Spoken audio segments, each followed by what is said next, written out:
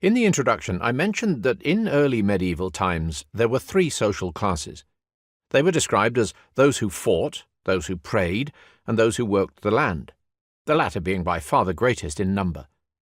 By the later medieval period, there is an up-and-coming middling class of tradesmen, craftsmen, and merchants, affecting the neat pattern of what was reckoned to be God's own perfect design.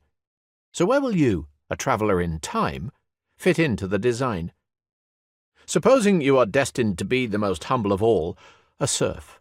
Not a peasant. England has never had peasants. Paysan is the French word meaning country dwellers. The English use the term peasant to describe the poorest of their French enemies and mean it as an insult.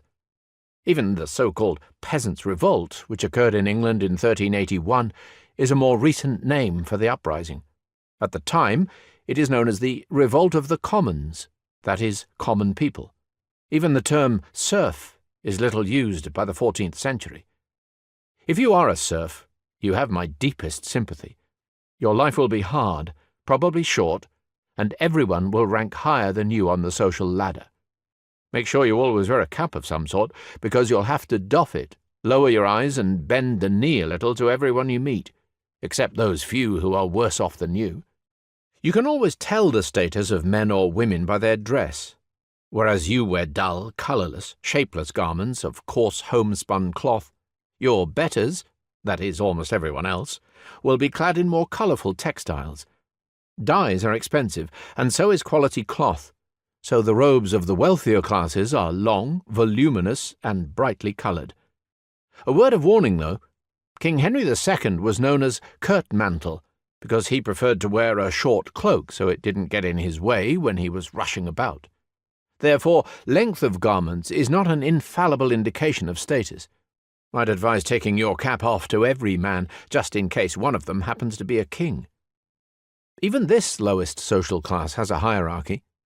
A serf is not much better than a slave. He has his own hovel to live in, but is unfree and belongs to the lord of the manor. A serf works his lord's fields and tends the livestock. He can't marry or move away without his lord's permission. In exchange, his lord defends him in time of war and allows him to have enough of the foodstuff he grows to feed himself and his family. Above the serf is the villein or cotter. He has more freedom than a serf, although he still belongs to his lord, to whom he pays rent, and is tied to the manor. He lives in a better dwelling, a cottage, usually with a small plot of land attached where he grows vegetables and herbs, keeps chickens, a pig, and perhaps a goat for milk. He rents strips of land in the fields, and payment is made by working the lord's strips and giving free labour whenever the lord demands it. This will be 1 or 2 days each week, but with extra work demanded at harvest time, to the detriment of his own crops, which need harvesting too, help at lambing time or with sheep shearing, ploughing and sowing seed.